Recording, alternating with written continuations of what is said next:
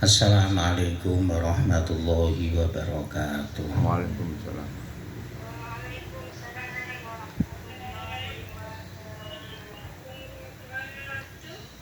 Ila mu'allif Al-Fatihah. A'udzu billahi minasyaitonir rajim. Bismillahirrahmanirrahim. Alhamdulillahi rabbil alamin arrahmanir rahim maliki yaumiddin. Iyyaka na'budu wa iyyaka nasta'in ihdinas siratal mustaqim siratal ladzina an'amta 'alaihim ghairil maghdubi 'alaihim waladdallin. Amin. Bismillahirrahmanirrahim. Qala mu'allif rahimallah, bayanu tafsili ma yang bagi ayah duro fil qalbi inda kulli ruknin wa syartin min a'malis sholati. Bab ini menerangkan bagaimana layaknya kita menghadirkan hati kita ketika sholat, dalam arti setiap rukun ataupun setiap syarat-syarat sholat itu kita bisa memaknai, kita bisa menemukan hikmah. Misalkan azan, hikmahnya kita mendengarkan lantunan azan, itu sampai di mana hati kita tergerak. Ketika kita menutup aurat, sampai di mana menutup aurat ini membuat sikap kita itu mestinya seperti apa. Begitu juga menghadap kiblat, menata niat, takbiratul ihram dan seterusnya. Nah, ini agar supaya setiap rukun sholat, setiap syarat-syarat sholat ini mempunyai makna, mempunyai hikmah dalam diri kita. Bismillahirrahmanirrahim. Idza sami'ta nida'al mu'adzini fa'akhdir fi qalbika haulan nida'i yaumal qiyamati wa tusyammiru bidhahirika wa batinika lil ijabati wal musyaroati. Ketika kita mendengarkan suara orang yang melantunkan adzan, Allahu Akbar sampai seterusnya, maka kita disarankan untuk menghadirkan hati kita. Fa'ahdir fi qalbika, dalam hati kita tanamkan, kita hadirkan, kita datangkan bagaimana besok guncangan, bahasa Jawanya itu pekiwuhnya, panggilan-panggilan besok di hari kiamat itu seperti apa. Jadi karena manusia itu bentuknya itu macam-macam, ada yang beriman, ada yang tidak beriman, ada yang soleh, ada yang tidak soleh, ada yang taat beribadah, dan ada yang senantiasa maksiat. Ini panggilannya itu macam-macam. Ketika kita mendengarkan azan, wah, berarti besok itu seperti ini, besok di hari kiamat. Nah, kita sebagai orang Islam, orang yang beriman, kita taswatu sammiru, maka bahasa Jawanya kita cacun tali wondo.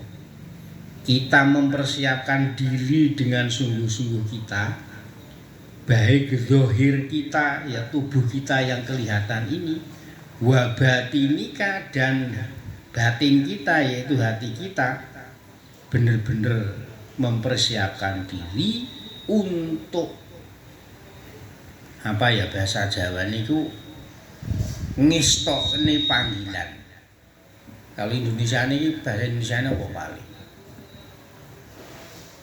Ijabah itu ya istilah itu mengikuti atau menuruti panggilan. Menuruti panggilan. Itu. Yeah. Jadi kita bersungguh-sungguh karena suara adzan sudah dilantunkan, maka diri kita, tubuh kita, batin kita, hati kita senantiasa bersungguh-sungguh untuk mempersiapkan diri mendengarkan atau istilahnya itu menuruti panggilan adzan itu. Dan tentu wal musyaroati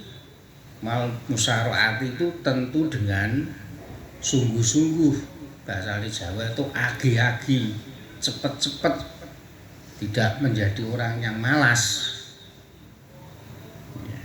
Saya ulangi lagi, kita cepet-cepet tidak menjadi orang yang malas. Fa'innal musari'ina ila hadan nida'im hum alladina yunaduna bilufi yaumal urdil akbari. Karena orang yang bergegas mentaati, menuruti panggilan sholat, yaitu panggilan adzan, itu adalah orang yang besok di hari kiamat dipanggil oleh Allah dengan suara lembut. Dengan suara lembut itu ya berarti kita itu Allah itu memanggilnya itu tidak dengan keras, dengan tidak membentak. Karena kita mendengarkan panggilan adzan. Karena panggilan adzan itu adalah suara yang merdu, suara yang penuh dengan panggilan ketaatan kepada Allah Subhanahu wa taala. Sehingga orang yang bergegas mempersiapkan diri untuk menuruti panggilan suara adzan besok di hari kiamat akan dipanggil Allah dengan lembut. Lalu wa amma taharatu fa idzan biya fi makanika wa huwa dzurfukal abadu. Kalau tadi kita mendengar adzan, maka seakan-akan dalam hati kita itu punya perasaan, oh besok itu di hari kiamat itu dipanggil seperti ini. Kemudian kalau kita orang sholat itu syaratnya yang berikutnya adalah kalau adzan kan berarti itu sudah waktunya sholat. Jadi kalau kita itu sekarang belum duhur kok kita sholat duhur ya tidak boleh. Harus menanti suara adzan sholat duhur. Itu syaratnya harus masuk waktu sholat. Kemudian yang nomor 2, orang yang mau sholat tentu bersuci. Sudah diterangkan bahwa orang sholat itu syaratnya adalah suci dari hadas kecil dan besar. Kalau sholat hadasnya itu kecil, kita wajib wudu kalau mau sholat. Kalau hadasnya itu hadas besar, maka kita wajib mandi. Nah, ketika kita sudah tahu syarat diantaranya itu adalah suci. Suci kali ini berarti suci secara zahiriyah. Fi makanika, maka kita tahu bahwa bersuci ini adalah tempat kita itu sangat jauh. Wa huwa dzurfukal abad. Maksudnya tempat kita itu jauh itu gimana? Ya karena kita itu bayangan kita itu bisa menghadap kepada Allah. Kalau kita itu misalkan itu mau memenuhi panggilan, undangan, orang yang punya hajat, orang yang punya nganten, tentu kan tubuh kita itu mau kumpul orang banyak itu kan harus bersih. Paling kita itu kita mempersiapkan tubuh kita suci, bersih, pakaian kita bersih. Apa yang menjadi fasilitas kita itu tentu bersih karena mau bertemu dengan orang lain. Kalau memungkinkan juga memakai wangian. Apalagi ini mau menghadap kepada Allah Subhanahu wa taala, tempatnya jauh. Ya seperti kita mau kondangan kemana gitulah. pasti pakaiannya rapi, kalau perlu pakaiannya itu wangi. Tsumma fi siyabika wa huwa ghilafukal aqrab. Nah, badan ini tentu kan ditutupi dengan pakaian.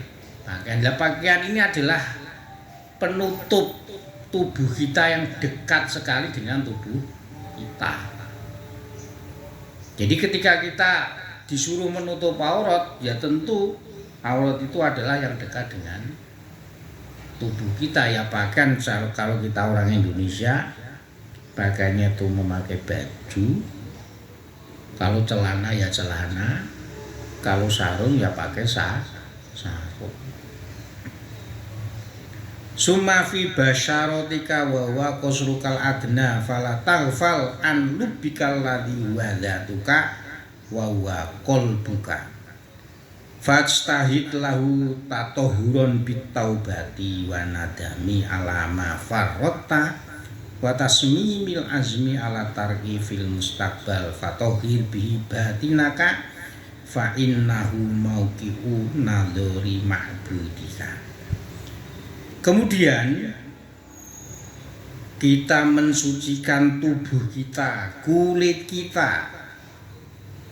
Ya tentu seluruh tubuh mulai dari kepala sampai kaki ini harus suci, harus kita bersihkan, harus kita sucikan.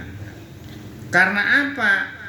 Karena tubuh kita itu adalah punya kulit. Ya tentu kalau tubuh kita itu normal kan otomatis kalau kita mandi yang kita bersihkan, yang kita sucikan tentu kulitnya.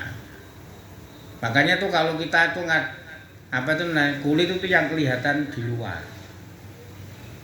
Jadi tidak sampai kita itu mensucikan daging kita itu tidak, ya tentu kulit, karena yang luar itu adalah kulit. Makanya ketika kita wudu, ketika kita mandi wajib, mulut ini tidak termasuk yang dibersihkan, tidak termasuk yang dibasuh, karena mulut itu adalah bagian dalam. Dan kulit ini adalah materi tubuh yang paling dekat dengan kita, maksudnya tubuh kita, maksudnya hati kita. Oleh karena itu, ketika pakaian kita sudah bersihkan, ketika aurat kita sudah tutup, ketika kulit kita sudah kita sucikan, maka falataful, kita tidak boleh lupa. Yang perlu kita sucikan sungguh-sungguh, yang kita perlu bersihkan dengan sungguh-sungguh, kita jangan sampai lupa hati kita, anlubika. Intisari daripada keseluruhan penutup dohir, kebersihan dohir ini adalah jangan sampai kita lupa hati kita, tubuh kita, diri kita, kita sucikan. Dan fajtahid, kita sucikan dengan sungguh-sungguh. Dengan sungguh-sungguhnya itu apa? Yaitu dengan taubat bitaubati. Kalau sebelum kita sholat, kita tuh senengannya tuh melakukan dosa, kita melakukan perbuatan yang dilarang oleh Allah, yang dilarang oleh Rasulullah. Pokoknya agama melarang lah. Ketika kita sholat ingin sungguh-sungguh, maka kita benar-benar harus bertaubat. Bertaubat itu istilahnya itu berhenti, tidak ingin mengulangi lagi.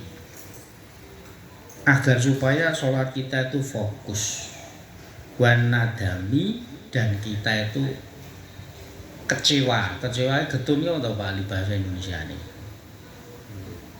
Kecewa lah, pokoknya itu kecewa bahwa kita itu pernah mengabaikan, kita sembrono dalam menjalankan perintah agama.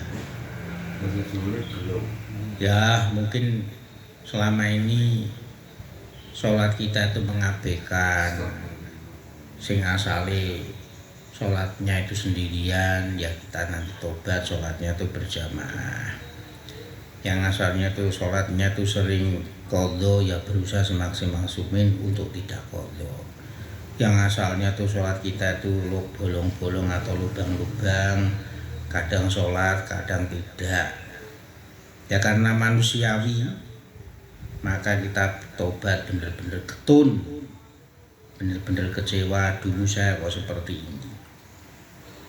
Dan tidak lupa watasmimil azmi, dan kita punya kebulatan tekad. Tasmimil azmi itu kebulatan tekad bulat untuk meninggalkan hal-hal yang sudah lewat, hal-hal yang tidak pantas untuk kita lakukan. Kita punya tekad yang sangat bulat untuk senantiasa meninggalkan perbuatan-perbuatan yang tidak baik. Nah, setelah itu kita fatohir bihi, batin kita tata, yang selama ini kita punya prasangka jelek terhadap orang lain, kita buang jauh-jauh. Biarkan orang lain berprasangka ngomongkan kita, terserah. Kita berusaha semaksimal mungkin batin kita itu untuk plong kita kosongkan. Karena ketika kita itu mengkosongkan hati kita, kemudian kita tuh digunjing, diomongkan orang lain, sebenarnya itu yang rugi itu mereka yang menggunjingkan. Kita nggak tahu apa-apa, tapi mereka itu yang menggunjingkan kita. Sebenarnya yang rugi, penyakit yang datang itu pasti terhadap mereka, karena hatinya kotor. Nah, ketika hati kita itu kita plongkan, kita dengan siapapun, apalagi dengan Allah, apalagi dengan Rasulullah dan seterusnya, kita tuh senantiasa husnuzon kepada manusia, itu juga karena makhluknya Allah yang perlu kita sayangi, yang perlu kita perbaiki. Maka menghadap seperti itu ketika sholat, maka tidak lain hati kita itu akan menjadi fokus. Dan mengapa demikian? Karena hati kita ini fokus, hati kita itu menjadi baik, yang asalnya itu penuh dengan perilaku hati yang tidak baik, sering marah, emosi, berprasangka buruk. Karena pada dasarnya ketika ibadah itu yang dinilai itu bukan pakaian dohirnya, yang dinilai itu bukan kaosnya, yang dinilai itu bukan bajunya baik putih atau hitam. Iki wis pol-polan nih Pak Ali. Ini sudah kita masuknya itu ke tasawuf. Sampai narepe sholat kaosan, orang nggawa peci, arepe gundulan itu terserah. Yang penting hati kita itu kita perbaiki. Karena apa? Batin kita lah, hati kita lah sebenarnya tempat yang dipandang, yang dinilai oleh Allah Subhanahu wa Ta'ala. Jadi kalau kita sudah, hati kita sudah kita tertata dengan pakaian apapun, oke-oke saja. Yang penting itu menutup aurat dan suci. Karena itu hati yang dilihat oleh Allah. Mulane nalika nyandang ihram ya mung hanya 2 helai. Wiwi mulai udel nganti tekan dengkul. Dada kita kelihatan, kepala kita kelihatan, tangan kita kelihatan. Karena kita melihat bahwa itu perintah Allah, walaupun kelihatannya sepele. Iki ibadah kok kaya ngono, kita tahu itu adalah perintah Allah, yang kita lihat itu seperti itu. Begitu juga kita tidak pusing, tapi ketika hati kita sudah menata loh Pak Ali. Ya, betul. Ora biyen sakarepe dhewe wong tergaleh iki malah elek neh. Yang penting hati kita sudah tertata. Maka zahir itu tidak ada nilainya bagi Allah, yang ada nilainya adalah batin kita. Ya tentu kalau syariatnya ya kepala tertutup, badan kita tertutup, mulai dari baju, kemudian sarung atau celananya, semuanya itu kita pakai. Wa amma satrul aurati, kemudian yang nomor berikutnya, sedangkan menutup aurat ya kalau laki-laki mulai dari pusar sampai lutut, kalau wanita seluruh tubuh kecuali tapak tangan dan muka. Fa'lam anna ma'nahu taghtiyatu maqabihi badanika an absoril khalqi, bahwasanya hakikatnya, sejatinya, sesungguhnya menutup aurat ini adalah menutup kejelekan-kejelekan tubuh kita. Lah kok elek iki piye to? Walu bahasanya. Maksudnya jelek di sini kok punya gudik, punya penatu.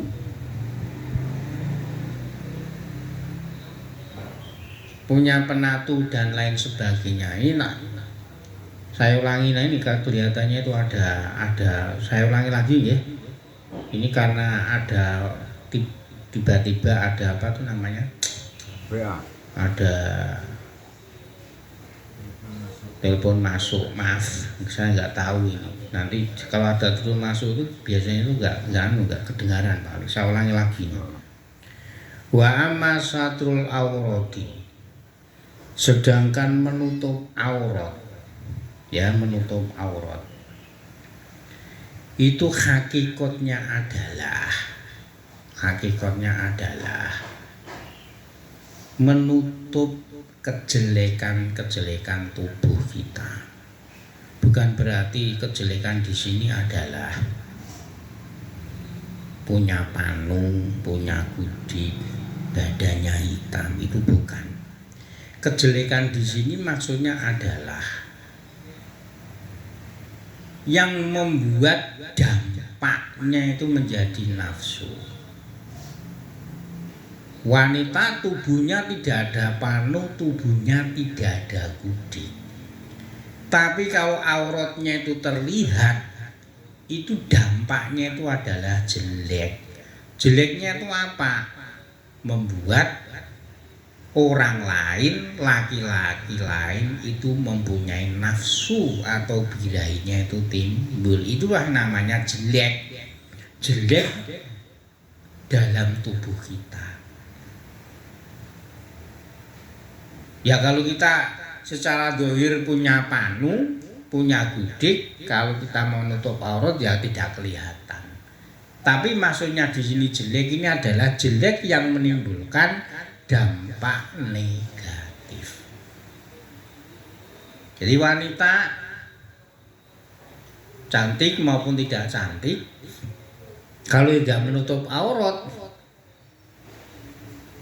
kalau laki-laki normal tentu akan timbul yang namanya nafsu. Ini an absoril khalqi. Jadi jelek di sini karena dipandang oleh orang lain, bukan jelek karena punya panu maupun punya gudik. Fa inna dhahira badanika mauqiun linadhil khalqi fama baluka fi aurati badanika wa fadhihi sarairika alatiyat toliu alaiha illa rabbuka azza wa jalla. Kalau secara umum badan kita, tubuh kita ini adalah memang tempat di mana bisa dipandang oleh orang lain. Dipandang oleh orang lain, kalau aurat itu tidak kita tutup akan menimbulkan dampak jelek qabaih, yaitu menimbulkan maksiat. Nah, sedangkan auratnya batin, aurat itu yang perlu ditutupi batin kita, dan hati kita ini yang jelek, ini tidak ada bisa yang memandang kecuali Allah Subhanahu wa taala. Jadi misalkan saya itu punya hati elek, Pak Ali tak rasani, Pak Ali tahu nek-nek elek, Pak Ali nggak tahu. Saya marah ngempet goduk kepada Pak Ali nggak tahu karena itu batin saya. Ya kelihatannya Pak Ali memandang saya baik-baik saja. Karena yang dipandang itu secara zahirnya, tapi kan secara batin itu Pak Ali tidak tahu. Nah, batin ini yang bisa melihat hanya Allah Subhanahu wa taala. Makanya ketika sholat batin kita itu kita tata, karena yang dinilai oleh Allah Subhanahu wa taala itu pada dasarnya adalah batin kita. Ya Allah. Jadi saya ini kita sholat pakai kaosan ada tulisan sakarepe dewi, tapi ketika digunjing atau istilahnya itu dirasin orang lain, dia tuh komentar, berarti hatimu itu ya elek. Elek ini krono memancing orang lain. Kalau hatimu baik, berpakaian apapun ya orang lain mau ngomong apa, kamu pokoknya tuh fokus sholat menghadap Allah Subhanahu wa taala. Kalau isu menanggapi dan lain sebagainya, kesimpulannya apa perilakumu yang kamu pakai yaitu sebenarnya sesuai dengan apa komentarmu. Berarti batinmu podo kalau zahir. Itu kalau masih dalam hati kita atau perilaku kita masih menggunjing atau istilahnya itu membalas komentar orang lain. Jadi mengapa hati kita itu perlu kita tata? Aurat batin kita, kejelekan hati kita perlu kita tata, perlu kita sucikan, karena itu adalah yang bisa melihat hanya Allah Subhanahu wa taala. Lah padahal sholat itu tujuan kita adalah menghadap kepada Allah Subhanahu wa taala. Fa'ahdzir tilkal fadhaihi bibalika wa talib nafsaka bisatriha. Nah, oleh karena itu bahasanya itu nek Jawa iki kaweleh-weleh itu apa to? Bahasa Indonesia nih. Oleh-oleh. Bahasanya apa ya? Maka dalam hati kita itu kita hadirkan. Maksudnya gini, kalau kita tidak bisa melakukan yang terbaik, besok itu akan termalukan sendiri. Oleh karena itu sesuatu yang mengakibatkan kita itu malu besok di akhirat, kita hadirkan di dalam hati kita dan kita berusaha semaksimal mungkin untuk mencari tutupnya itu seperti apa. Jadi gini, ketika kita itu malu, kaweleh-weleh di hadapan orang lain, kaweleh-weleh ki apa to? Ngene lho Pak. Sampai aku ora nggawa ora apa jenenge, misalkan saya itu tidak memakai baju. Aku duweni tato, duweni panu. Karena saya memakai baju, saya memakai kaos, kan otomatis panuku, tatoku tertutup. Ini tertutup oleh manusia. Bahasanya aku ora oleh-oleh, ora kisinan, tidak termalukan. Oleh-oleh bahasa Indonesia ini apa? Sebentar. Coba menutupi. Bukan. Oleh-oleh. Coba dibuka di YouTube, Pak. Nah, ketika baju saya buka, Google. panu saya kelihatan, tato saya kelihatan. Loh, tiba-tiba baju itu panunen. Nah, ini seperti ini namanya keweleh-weleh. Ini adalah penilaian dohir, penilaian manusia. Tapi kalau Allah itu tidak seperti itu. Sholatmu itu fokus, tidak didorong oleh duniawi, urusan duniawi. Sholatmu itu fokuskan bukan karena untuk dipuji, dinilai oleh orang lain, itu tidak. Tapi sholatmu itu fokuskan menghadap pada Allah Subhanahu wa ta'ala. Kalau nanti sholat kita itu fokus atau dampak daripada pujian oleh orang lain, dikusuk-kusuki mergo dilihat oleh orang lain, maka besok di akhirat kita itu akan keleleh-leh. Bahasanya kita akan termalukan. Lho, biyen iki salat tahu kaya kusuk. Nyatane mergo besanmu teko. Ditunjukkan kesalahannya. Ya, ditunjukkan kesalahannya itu kaweleh-leh.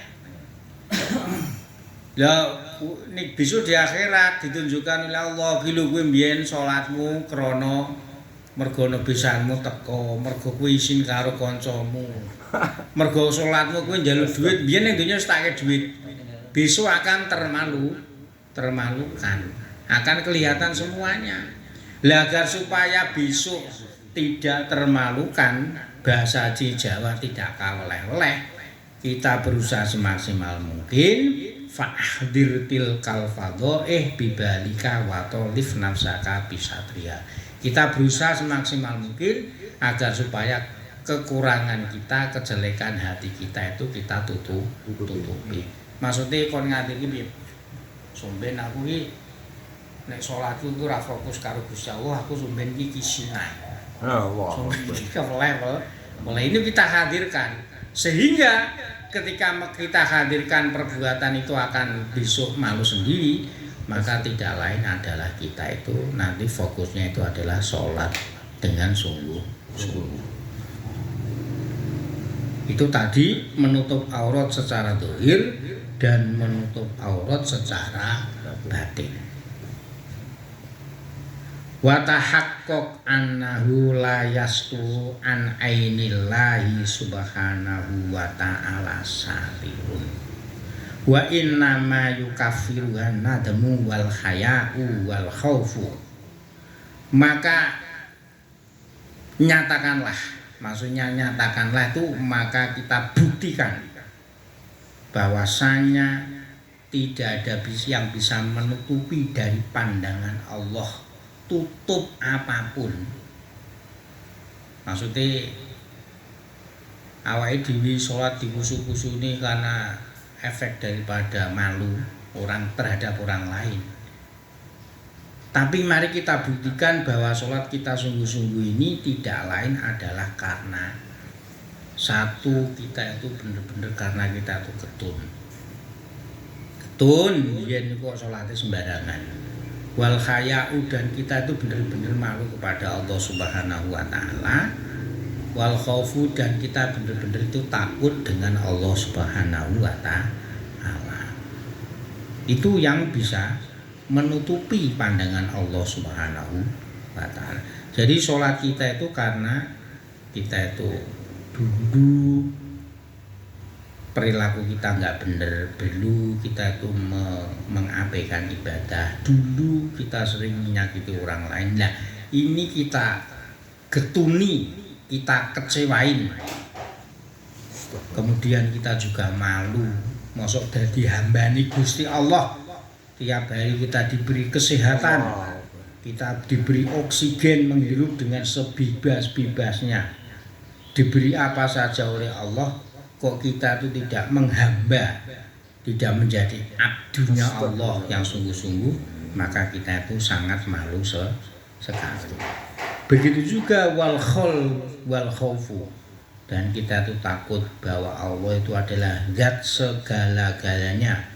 Kalau kita itu nanti maksiat, tentu akan dibalas oleh Allah dengan balasan yang tidak pantas. Sebaliknya kalau kita itu berbuat baik, balasannya Allah adalah balasan yang paling baik.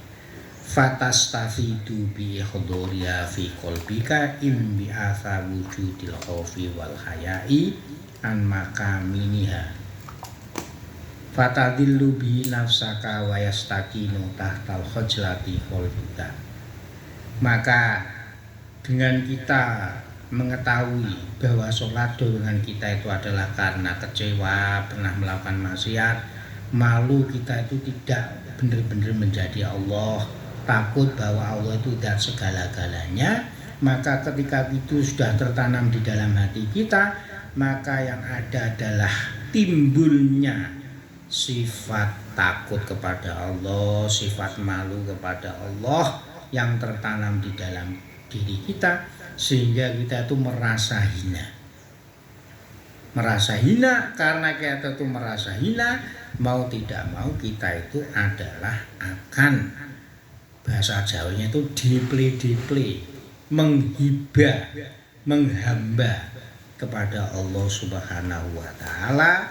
Wa taqumu baina yadillah azza wa jalla qiyamal abdi al mujrimi al musii al abiki alladzi nadima faroja'a ila maulahu nakisan rosahu minal khayai wal khaufi.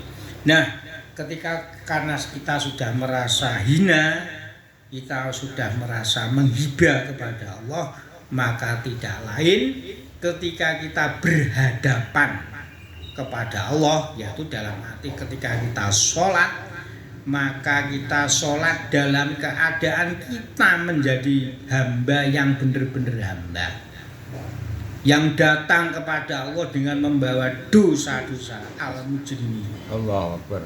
Dan datang menghadap keadaan Allah dalam keadaan orang mengakui jelek.